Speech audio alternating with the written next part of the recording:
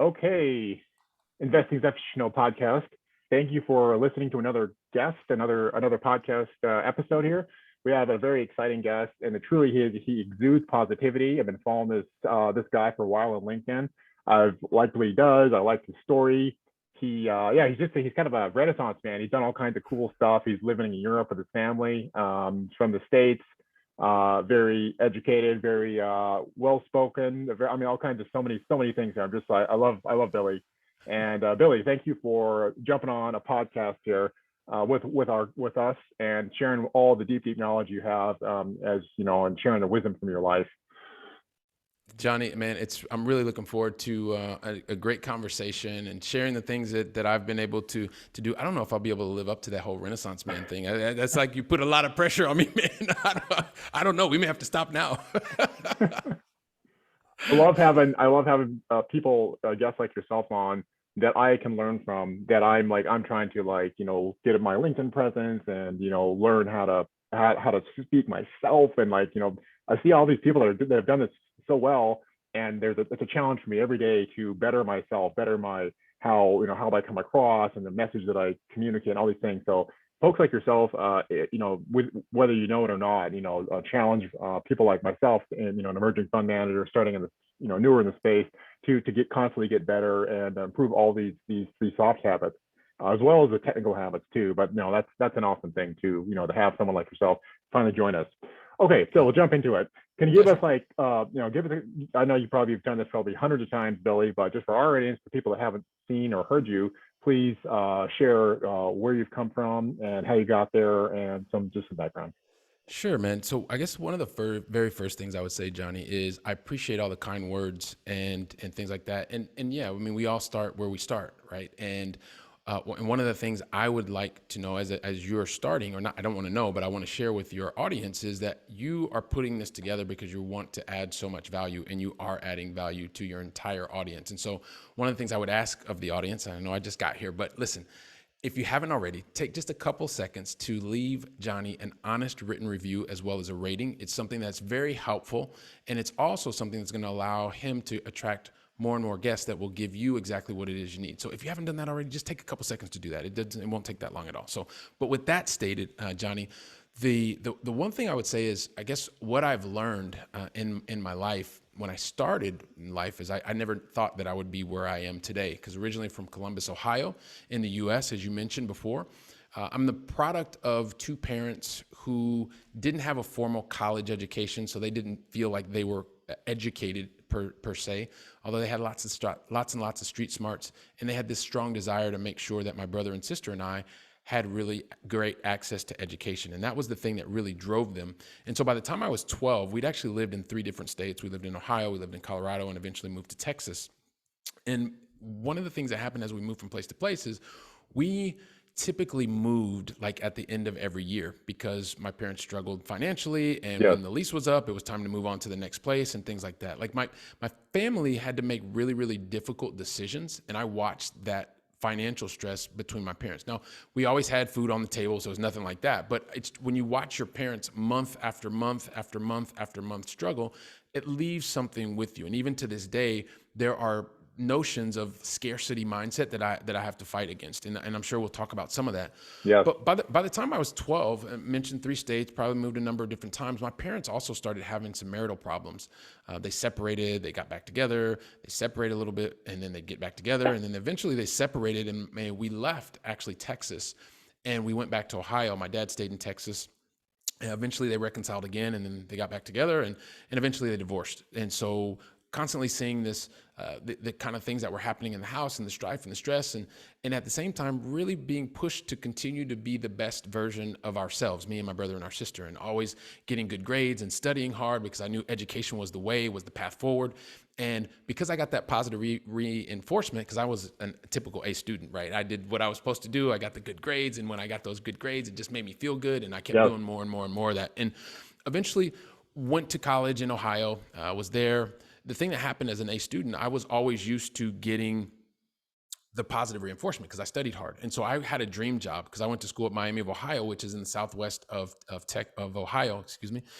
And there, the dream job was to work at P&G, Procter and Gamble. Yes. And I got my grades, I got everything fantastic, and I went to go and I got involved in the process, and I went and I got my job, I thought, and then I got rejected.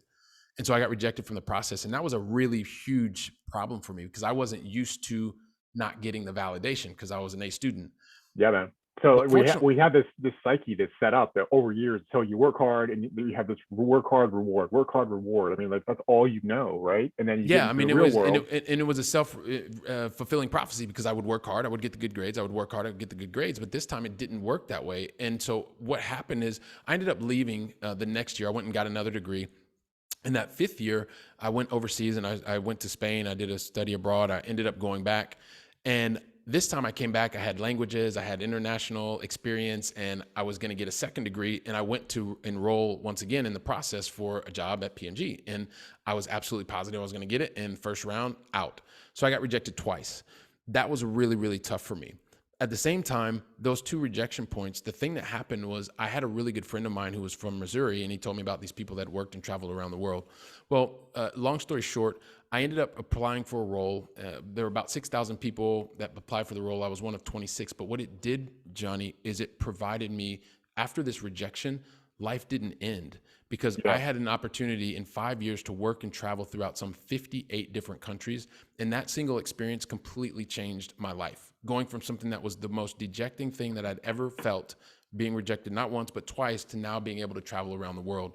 So I did that 5 years, 58 countries, opened my mind. And then I didn't see myself going back to a normal 9 to 5. I was working with Fortune 500 CEOs, their direct reports and things like that.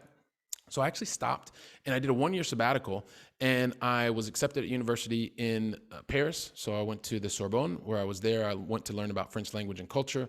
I wanted to learn about wine, and I also wanted to learn about salsa dancing. Don't ask me why, but those were like the goals that I set out for that's myself. awesome, man. And that's just that's so cool. I mean, just like what attracted you to just real quick here, just slight tangent. What attracted you to the French culture, the French language, the French way of living? I visited Well, Paris once, by the way. I just absolutely loved it. But anyway, really? that's me. But go ahead. Okay. Well, so remember I mentioned in 1995, I went and I lived overseas. Yes. I had this experience. Like I said, I don't come from money. When I was in college, I was working. I was cleaning wrestling mats. Like that was the way that I was making money to pay for some of my school. I had grants and but a lot of loans, like $60,000 worth of loans, which I had to pay off. But that was a whole different story. I've learned a lot through that. But Yes. when I was there in 1995, I said that I wanted to go and learn Spanish and come back and speak fluently. But the thing that happened to me is when, because I got really good grades, I had a great memory, and I got there, and there was a big difference between the theory and being able to think about language and all this kind of stuff to Yeah. actually being able to interact with people. And I knew the theory, but I didn't have the practical street smarts. And so what that did was I collapsed. Like I got scared. Rather than going out looking, feeling not so smart and having the repetitions, I decided not to do that. And so I left 3 months later and went back to Miami of Ohio, but I didn't accomplish my goal. And that absolutely crushed me as well. And so I said, if I ever got a chance to live overseas again, then I was going to take advantage of that. And so after the 5 years, 58 countries, I had saved up a lot of money as well. And so I Yeah. thought, I don't want to do a 9 to 5, but I want to go back to Europe. I thought I wanted to move to Italy, but that didn't work out. And so I got accepted to go to France. So really, I went to France because I'd been there once before. It was a really, really awesome time. And I wanted to learn the French language and culture because that was going to be the new goal, because I failed miserably in 1995 when I went to Spain. So that's really how I got to France Yeah. on a 1 year sabbatical, Johnny. Yeah. And here's the thing. Here's the thing, right? It's now been 21 years. I've Yes. lived in France, Italy, and Spain. I got married. We have 2 kids, and I've learned 4 additional languages. So I always tell people, be really, really careful when you go and want to go out on a 1 year sabbatical, because it can end up being, 3 languages, a marriage, 2 kids, and a couple extra languages. So, Yeah. so that was the thing. And I'd always worked in big companies, and I know we'll talk a little bit more about this, but that A student mentality was, hey, listen, as you're in a big company, you want to continue to work the hours and do all the right things and be in all the right meetings and build your network and do all of these types of things. And I was doing that because I was an A student. And Yes. so I also enjoyed where I was working, because I was working the last 20 years, was working in the IT space, and specifically the last 16 years in the software space. So working in the sales and sales leadership capacity across Europe, Middle East, and Africa, and always achieving, like being in top talent programs, going to the equivalent of like President's Club year after year. So always in a very high demanding role and high achiever.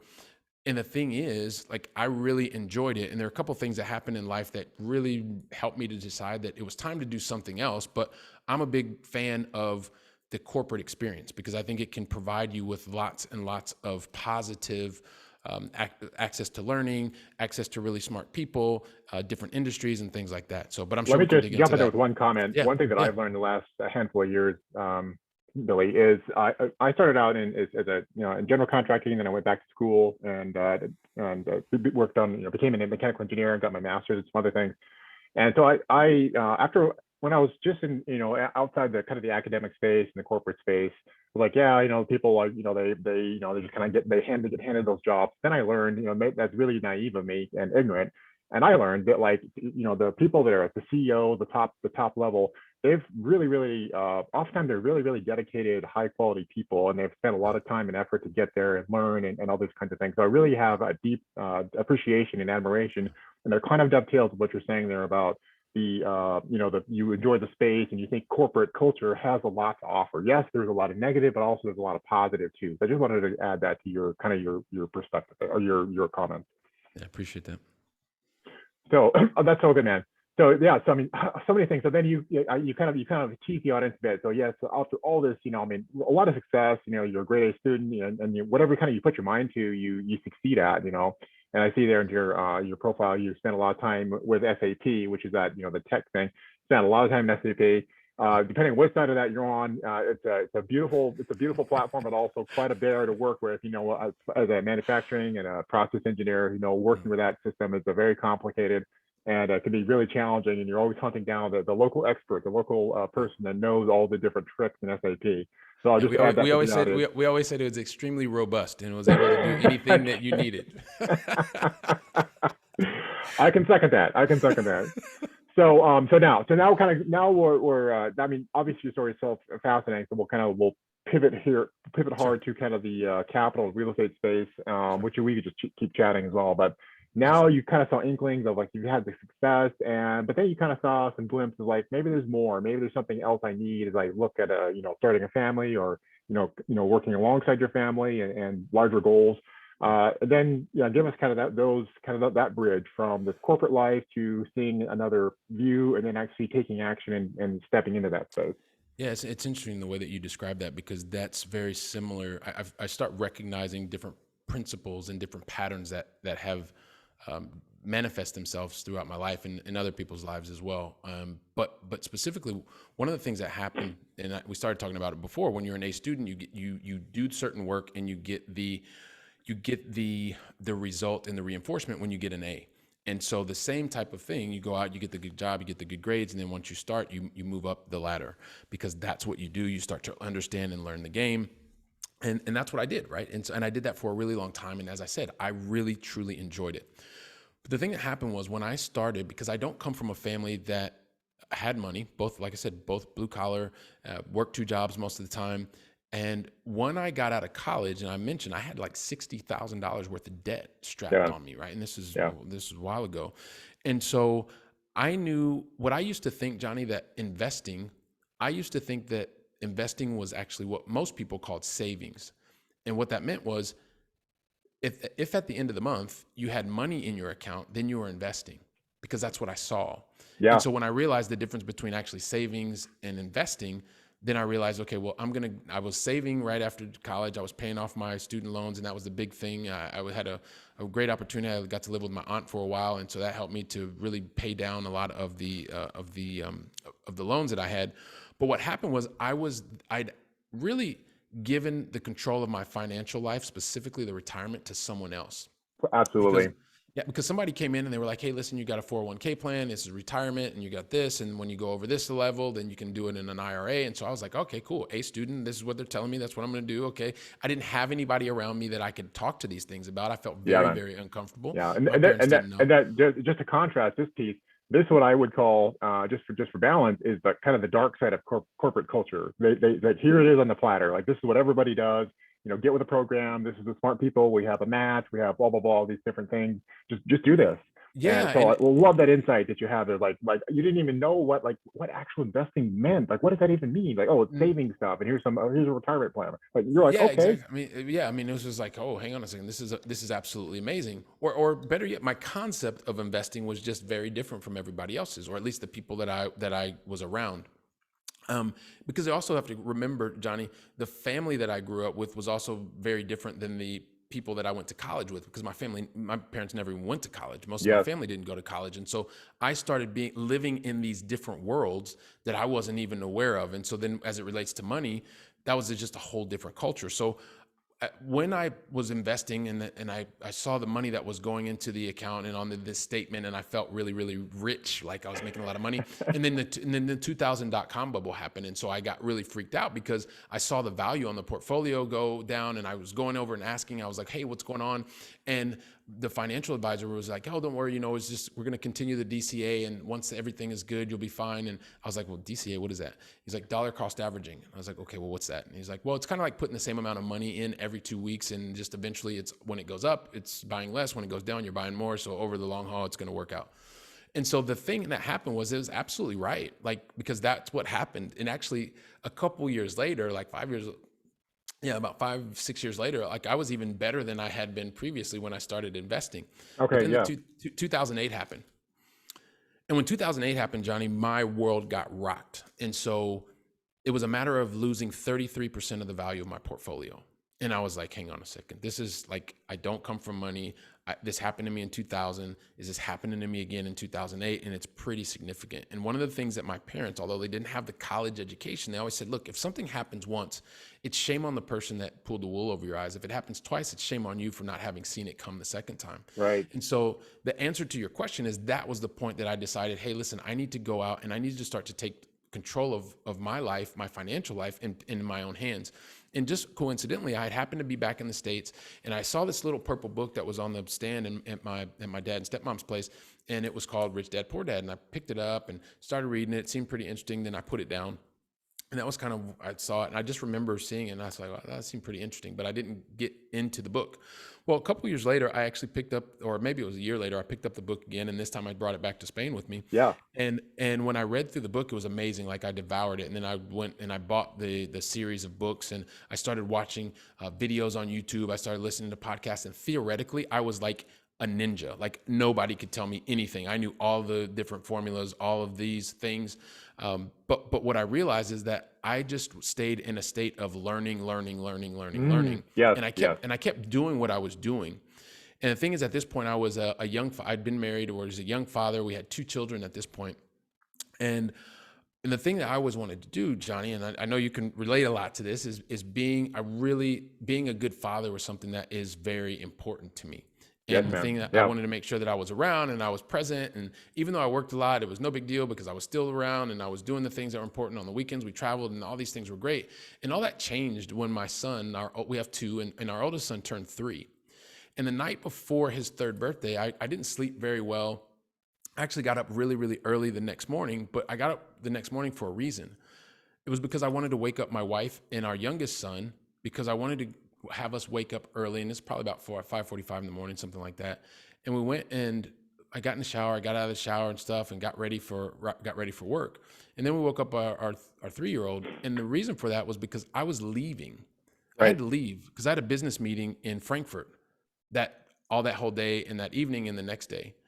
And the thing that happened is, when I sang, and we sang happy birthday, blew out the candles, and then I had to run literally out the door because my flight was leaving early that yeah, morning. And when I got in the elevator from our flat, like my heart just sank.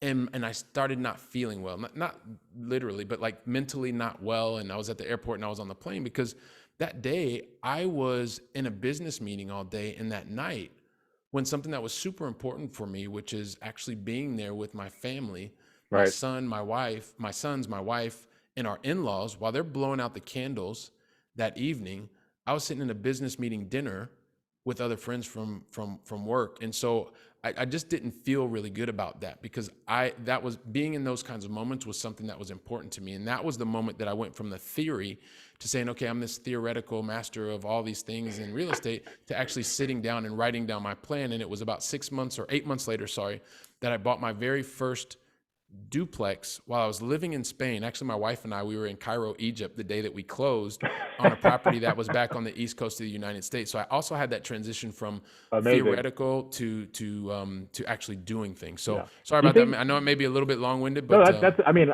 like I said, there's so many things to cover here. Let's talk about that just real quickly here. And I know yeah, this will be interesting to the audience. What do you think it was? I think there was some real internal misalignment, an mm, intrinsic, yeah, contradiction there, Billy. In yeah, your, that's why that sense set in. I think it's super important for us as investors, as people, to be aware of. What do you think that is? What do you yeah. think that, like? Well, Why it did it, was like? What was that was discongruous? Well, it was completely incongruent because I wanted to be there. I said that that was important to me, but how can you say that this is important to you, that it's really important to be with your family, with your children, especially in special moments, and I'm at a business meeting Yeah. and that night with my entire in-laws and my wife and my two boys. Like Yes. that for me was it wasn't congruent. And I don't say that to say, look, you don't go and travel. If you can do it, don't do it. But what changed for me was it became such a big pain for me. It hurt me so much that I said, I will not be in this position again. Yeah. Yeah. I will not be in a position Yeah. where I feel like I have to get on the plane, because if not, maybe I'll get the axe, or maybe everybody is going to be worried that I'm not committed to the company. And it wasn't a matter of that. I worked harder than ever. I Yeah. was, moved into, like I said before, top talent type programs, and was a top achiever year after year. So I worked really hard to be a really great employee, and I worked even harder to be a great father. Now, I didn't get both of them right all the time, Yeah. but that was the catalyst for me to say, I will not be in this position again. If there comes another time where it's my son's birthday or a business meeting, I want to be in the position to say, I'm not going to the business meeting and not feel like I'm trapped that I have to go. No, that's so good, So, man. Yeah, thank you for that aggression on that. So you bought your yeah, first duplex, closed an awesome spot, in Cairo, Egypt, obviously. And then so now we have our first kind of flag in the on the in the new area, the new line in the sand, if you would. Yeah, yep, we'll go with that analogy. there you go. And how did it grow from there? So clearly, you there's a lot that you liked about your life living in Europe, and Yeah, your success in the corporate world and your family. So a lot of things, but then like you definitely sense something that needed to happen in addition to all this, or slight a shifting, if you would. What did the kind of the future growth path look from there? So let's just call that ground, zero day, and then where you got your first duplex. What did it look like from there? Year one, two, three, and what happened? Who did you mentor with? Who did you connect with? yeah, sure, Or who sure. mentored you? Sorry. Yeah, Tell us sure. that journey. Yeah, absolutely. So keep in mind that when I sat down and I wrote my 5 year goals down, I wrote down my 5 year goals. I knew how many doors I wanted to have. I knew how much money I wanted to have coming in, right? Because that's what you think about in the beginning. And I want to stress, I'm sharing what I went through in the beginning, not where I am today. Because this is Yeah. not, like, we're almost 10 years later when I got started. But I do enjoy the question, because what I wanted to do was, I wanted to have the sense that I could choose what I really wanted to do, because it hurt me so much on that third birthday. And so everything that I did afterwards, when it was about getting more control over my life, because the business model for real estate seemed very simple. It was, make sure that you have enough people in your apartment or in your house that they pay the rent, that they're happy. Then you're going to have a lot of operating expenses, your taxes, your insurance, your maintenance and repairs. And then once you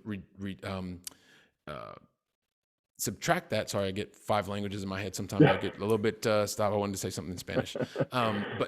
You take it away, the different operating expenses, and you get to your net operating income, right? And Right. then from there, if you have a mortgage, then you pay the mortgage, and everything else after that you keep it. So I was like, okay, this model seems very simple. It seems like I have more control, and so I'm going to do that. And so it didn't take 5 years, and this is what I'm sure you see a lot happens to a lot of people, right? You write down these 5 year goals, and then you realize, like, I did the 5 year goals in 18 months.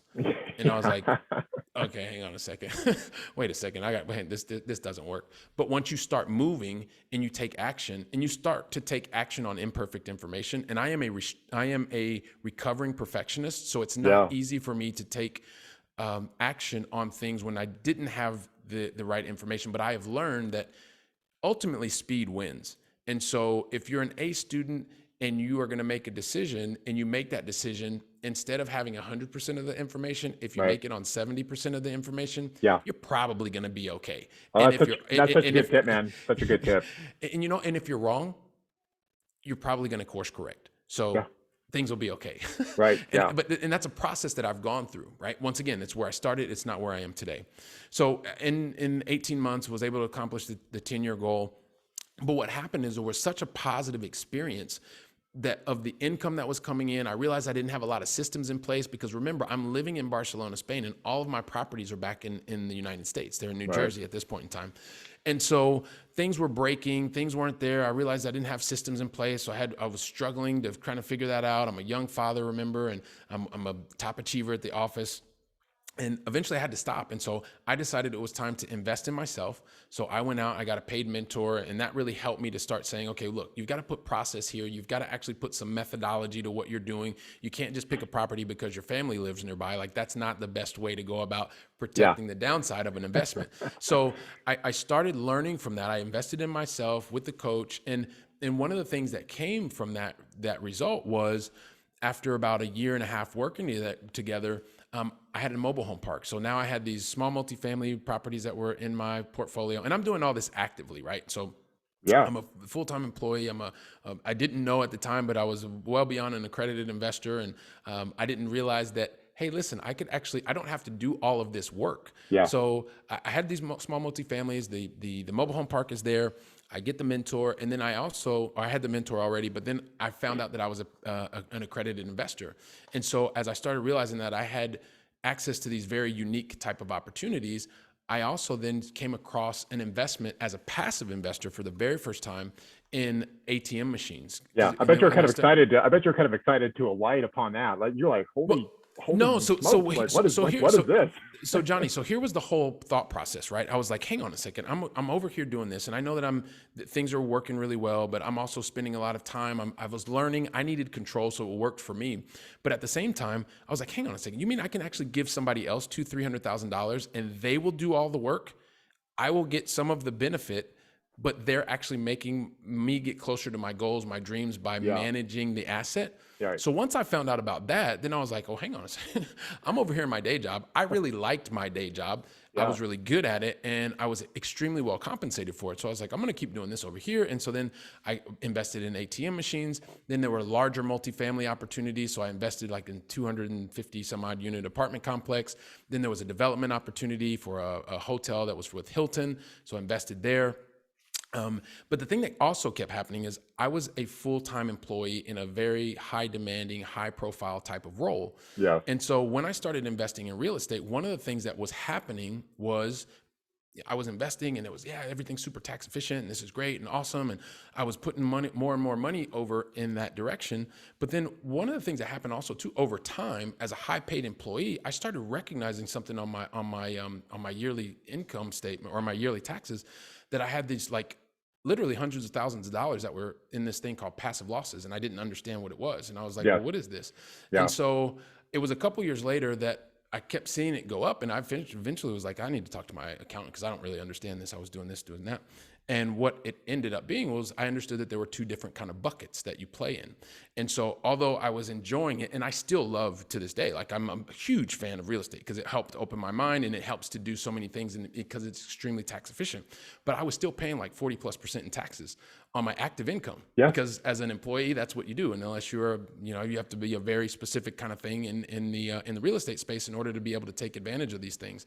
And so I realized I was good at solving problems. I had the control problem, and real estate helped me solve that. And then I became an accredited investor. And there was other things that I had access to, unique opportunities. And so then I started investing in the ATM space and then in these other development projects.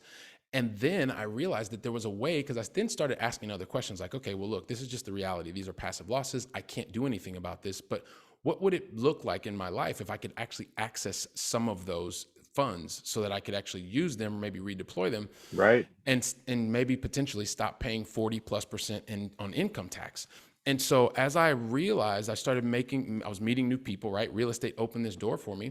And as I started meeting other people, I realized that there was actually a way that I could not only continue to invest in real estate and other unique investments in the alternative space, because that's what I love, because they're usually backed by real assets, and that's something that's easy to understand. Yes. I was also able to start to help to take care of the income tax problem that I was having on my W-2 income. And so when I found that, what it really helped me to start to understand, Johnny, is that as long as you're in the investing space and you understand what it is that you want to achieve, like what benefit you're looking for, and especially that you're really clear on why you're looking for that, because things are going to get hard at some point in time. So you got to clinch onto that why. And I know it sounds really cliche, but it's true. When Yeah. things get difficult, you really need to understand why you're doing what you're doing. And eventually I started investing in the energy space. And so using all of these different vehicles in unison, the real estate, the ATM machines, the energy equipment, all of these things in unison to help me and my family get closer to our family goals is the thing that has really started to happen, and the things that what I'm really enjoying. And now as someone who's also bringing other people together for their goals and their dreams is one of the things that I like to focus on and help other people get really clear on what it is they're wanting to do, and more importantly, why they want to do it for themselves and their family. I love that the deep the obviously the realization and of course the discovery. Did you like bump into some like smart like wealth managers or asset managers, kind of self, is that kind of a self discovery, Billy, on some of those things? That what happened there? And I just, and as I thought, I kind of met some folks recently, as I'm launching my fund. And I met some folks and they've described some things to me. I'm like, holy smokes, this is incredible. If you could set this up, but elaborate if you would just real quick on what you, how you kind of discovered what you saw, how Yeah, you learned. and keep it in mind, right? So, like I said, I didn't even know that I was an accredited investor. So the people that I was around when I got started, they didn't know what they didn't know. So it was just, hey, listen, I'm doing this thing, I'm enjoying it.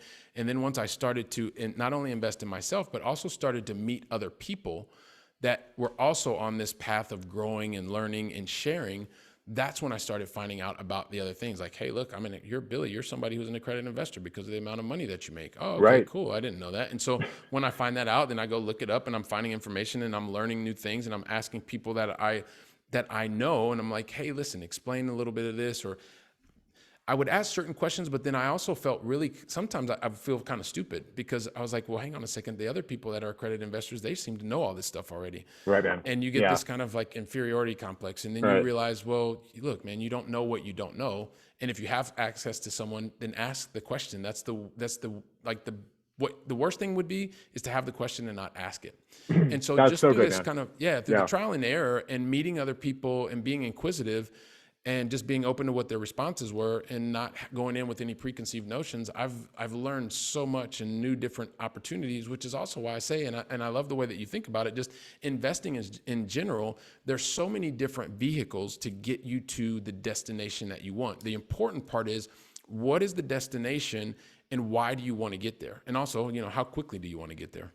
Right. No, that's really good, and and that kind of ties back to your how we started this little segment, which was know your why. Like we both said, like you acknowledge, like, yeah, it's kind of cliche, but we certainly encourage people to really think about that, and why, because we do need to latch onto that. Hopefully, you can kind of work through that in the easier times, and Yeah. then when it gets really hard and it's just like you're just slogging through and it's like, why am I doing this? This sucks. All these things, and it's like, okay, it's like, Yeah. the chart, the path is, we've already charted the path. We're going to keep going to that path, and we're going to keep that north star, if you would, in Yep. sight, and we're going to keep tacking towards that. Yep. So okay, man, we just keep going on here. I don't want to, real quickly, so well, Yeah. fairly quickly here, what has been your you talked about bringing maybe other high earners or sophisticated accredited investors into the fold there, or kind of sharing what you've done. What has Mhm. been your experience in fund? Let's just talk about the funds. I'm interested in funds. It may not be a lot of material to cover there, but maybe so. What has been Mhm. your experience? Just kind of just a quirk about me here. Experience with funds. Have you're in the fund space? Have you partnered with people in funds or anything like that?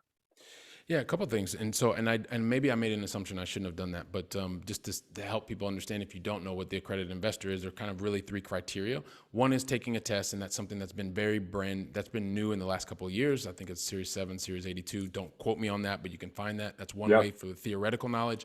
And then the previous two, which is what everybody really knew before, was you had to make, either as an individual, $200,000 for the previous 2 years and expected to make $200,000 this year, or as a couple, it would be $300,000 a year between the two and expected to make $300,000 in the current year, or to have $1 million of net worth, not including your primary residence. So these were kind of the different ways to become an accredited investor. And I didn't realize that I was one, right? And Yeah. so when you You find met that one of out, those you met one or multiple of those criteria. So you guys, correct.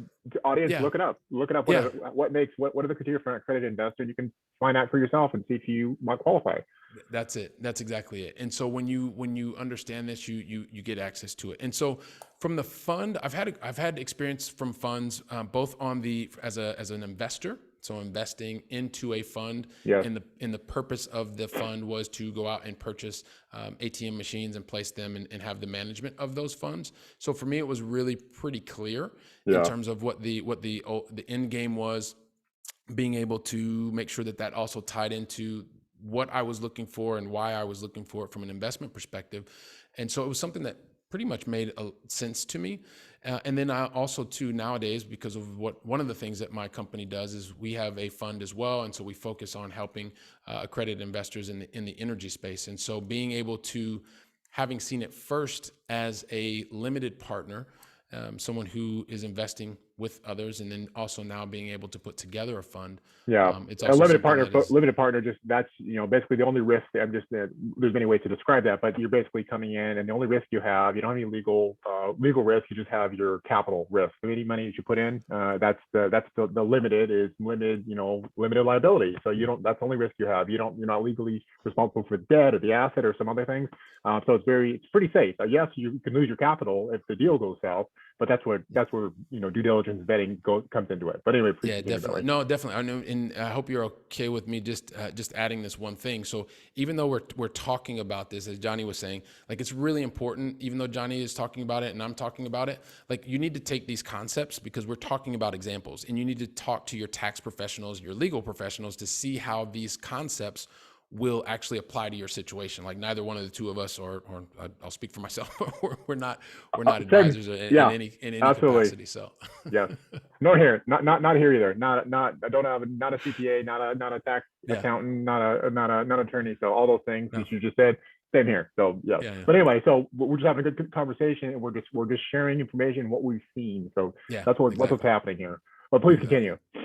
No, so it was, basically that's the exposure, and that is what I've had both as someone who's invested with others, and now someone who is other people who are now investing with me, my company, in doing that through a fund. So Yeah, man. Did you lead that fund startup? Were you like basically the principal, and then you started it, and you kind of brought the team together? Is that how that went? that's correct. Yep, that's That's amazing. exactly That's it. amazing. And Yeah. I just saw, I took a peek at your FGCP website or fund. I was kind of poking around that. Awesome website. And then I Thank you. think that's kind of the portal into, where people are interested in this space.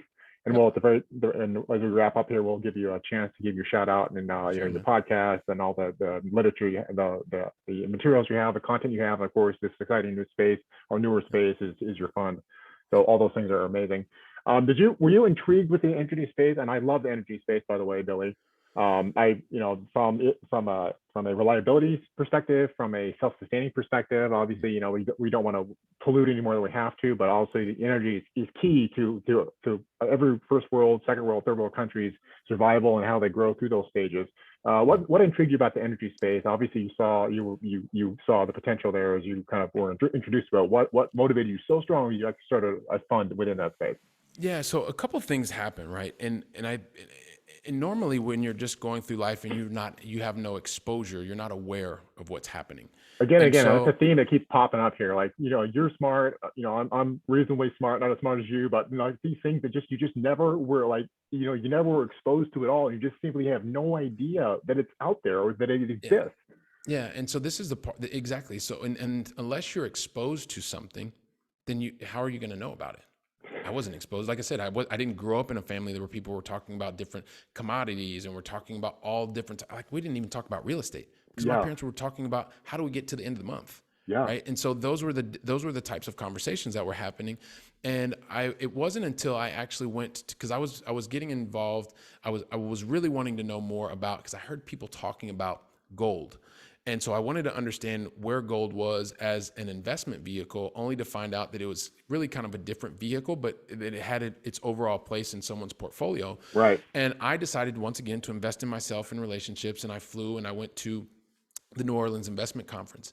And so then that really started to open up my mind to a whole bunch of different things that I'd never been exposed to. And one of those areas was energy.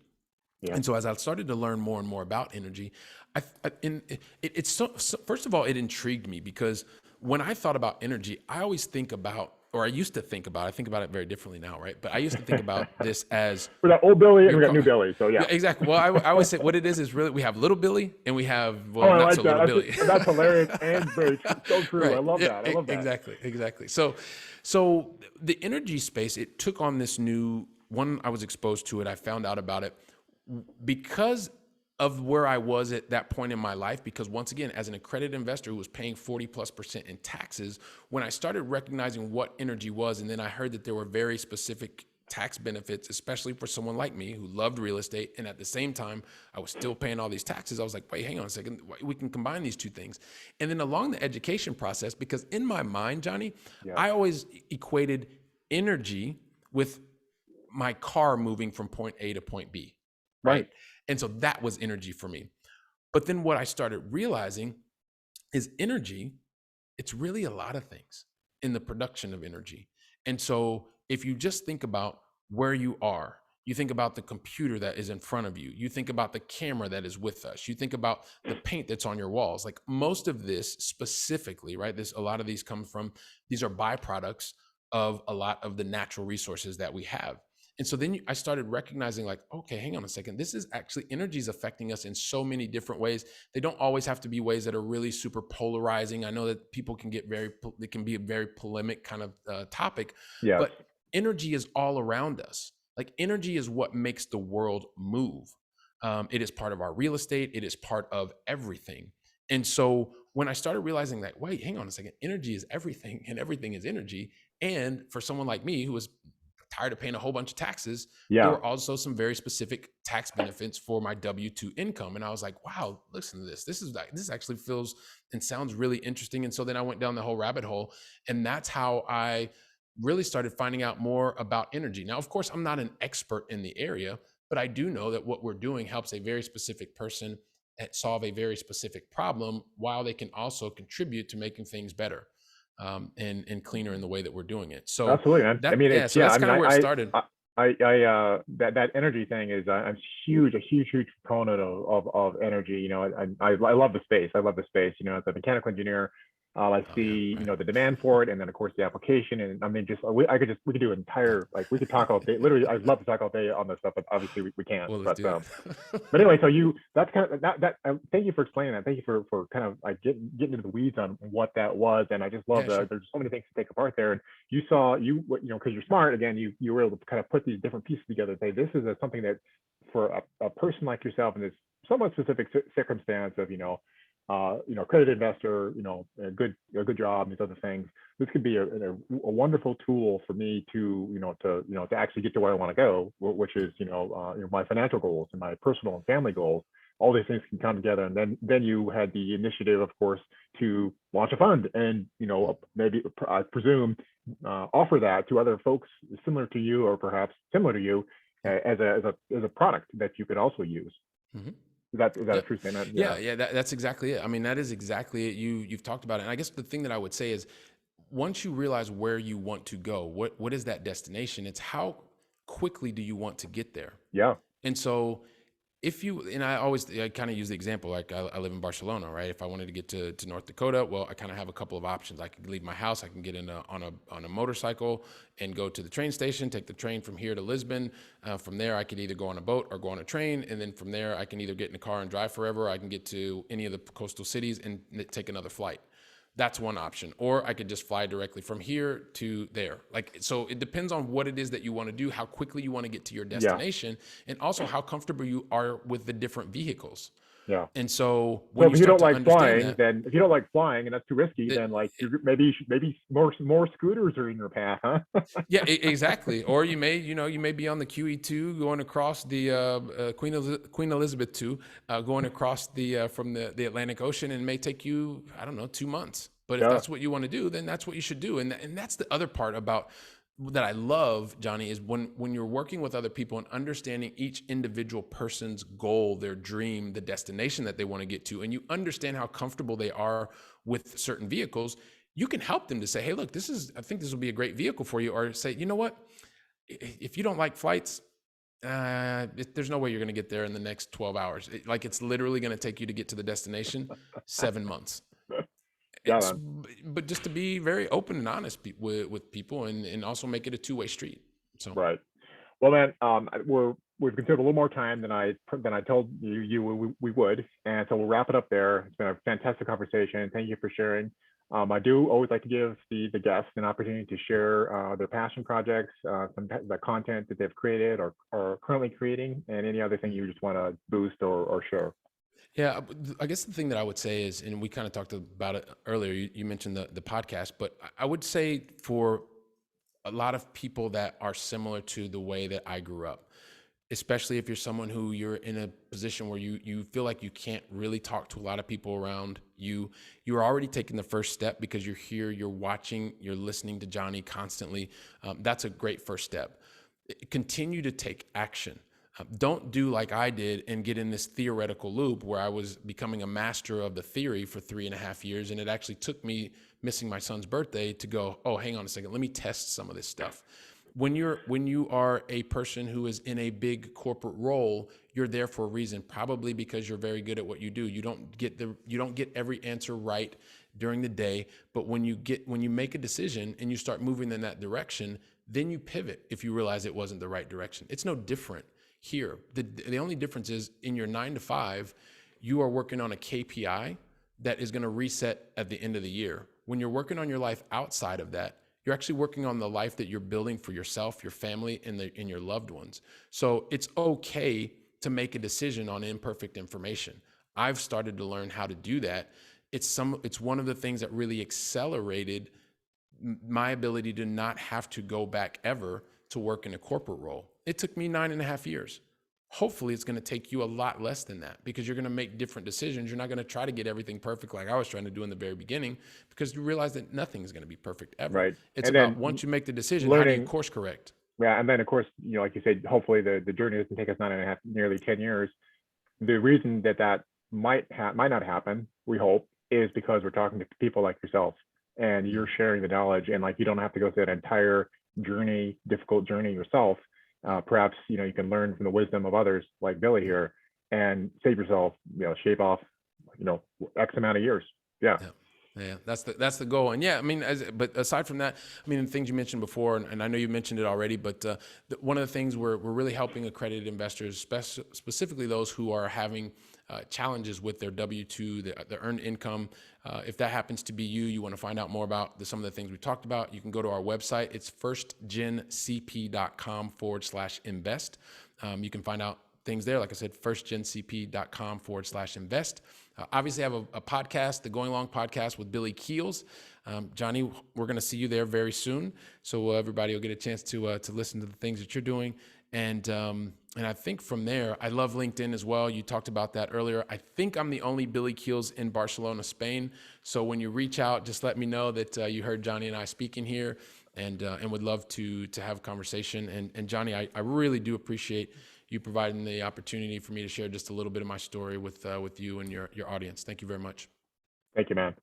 All right, Investing Stuff You Should Know podcast listeners, thank you for making it through another episode. This has been a fantastic episode, in my opinion. I've had a lot of fun. I think you can always tell when the guests are having fun. Just kind of feel like just a real flow of dynamic information, and very very natural. So hopefully you guys picked up on some of the energy there, and you've learned some things from Billy. And be sure to check out all his resources and the things he's doing. And until that time, we're signing off. Thanks, everyone.